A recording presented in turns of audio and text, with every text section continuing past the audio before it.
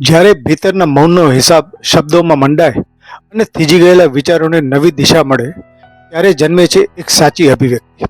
નમસ્કાર મિત્રો, હૃદયના અંતર્નાદથી મસ્તિષ્કના ગહન મંથન સુધીની આ યાત્રામાં હું છું આપનો સાથી પુનિત ઠક્કર. આજે આપણે આ વિશેષ ક્ષણે આપણે જોડાયેલા છીએ અભિવ્યક્તિ સાથે. આજની આપણી અભિવ્યક્તિનો વિષય છે 80મા સ્વાતંત્ર્ય પર્વે મનની આઝાદી અને વૈચારિક સ્વરાજ. જય હિન્દ. આજે ચારે તરફ ચેતનાનો કલ્લોળ છે. ગગનના અફાટ વિસ્તારમાં લહેરાતો ત્રિરંગો કેવળ રેશમી વસ્ત્રનો ટુકડો નથી, પરંતુ એમાં અસંખ્ય અનામી શહીદોના અંતિમ શ્વાસ અને માતૃભૂમિ પ્રત્યેના અનુરાગની ભાત અંકાયેલી છે. પરંતુ ઉત્સવની આ સપાટી પરની અંકિત રોશની વચ્ચે ચાલો આજે આપણે દર વર્ષે બોલાતા અક્ષરોથી વેગળા થઈને એક સાવ નવા દ્રષ્ટિકોણથી આત્મચિંતનની ગંગામાં ડૂબકી લગાવીએ. આપણે અવારનવાર ભૌતિક આઝાદીની વાતો કરીએ છીએ, પરંતુ ક્યારે વિચાર્યું છે કે આપણું મન કેટલું મુક્ત છે? 15મી ઓગસ્ટ 1947ના તેજસ્વી પ્રભાતે આપણે અંગ્રેજી શાસનના દબાણમાંથી છુટકારો તો અપાવ્યો, પરંતુ શું આપણે ભીતરથી આઝાદ થઈ શક્યા? પૂજ્ય બાપુ, વીર ભગતસિંહ કે સરદાર સાહેબે જે પાવન સ્વરાજનું સપનું સેવ્યું હતું એ કેવળ રાજકીય સત્તાની ફેરબદલી નહોતી, એ તો માનસિક મુક્તિ અને સ્વાભિમાનના ચેતનાનું પર્વ હતું. આજે આપણે સૌથી મોટી ગુલામી દેશની બહાર નથી, આપણી પોતાની ભીતરમાં જ છે. આપણે બીજાના વિચારોના ગુલામ બની ગયા છીએ. સોશિયલ મીડિયાની આભાસી દુનિયામાં કોણ શું વિચારશે એ ચિંતા આપણી ખુશી નક્કી કરે છે.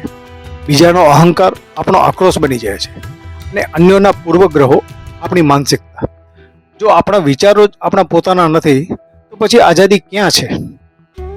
જ્યાં સુધી સમાજમાં હું અને તું વચ્ચેની તુલના તિરસ્કારની અદ્રશ્ય દિવાલો ચણાતી રહેશે, જ્યાં સુધી આપણી પ્રજ્ઞા પર ભય અને અજ્ઞાનના પહાડો અડીખમ ઊભા રહેશે, અને જ્યાં સુધી આપણી મૌલિક વિચારસરણી પ્રગટ કરતા આપણે અચકાઈશું, ત્યાં સુધી આપણી આ સ્વતંત્રતા કેવળ કાગળ પર અંકાયેલી શાહી બનીને રહી જશે.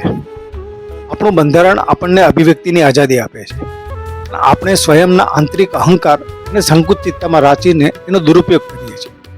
સાચી સ્વતંત્રતા એ નથી કે આપણે ગમે તે બોલી શકીએ.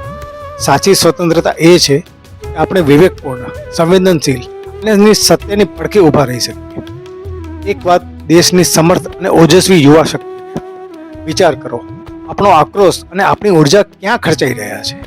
જો આપણી મૌલિકતા અને ક્ષમતા આભાસી વાદ વિવાદોમાં ઓગળી જશે તો આ મહાન રાષ્ટ્રના વૈચારિક ભવિષ્યની ઇમારત કોણ બાંધશે? યુવાની એ માત્ર વયનો તબક્કો નથી, એ તો સ્વયંના આંતરિક રૂપાંતરણ દ્વારા રાષ્ટ્રના પુનઃનિર્માણની સમર્થ શક્તિ છે.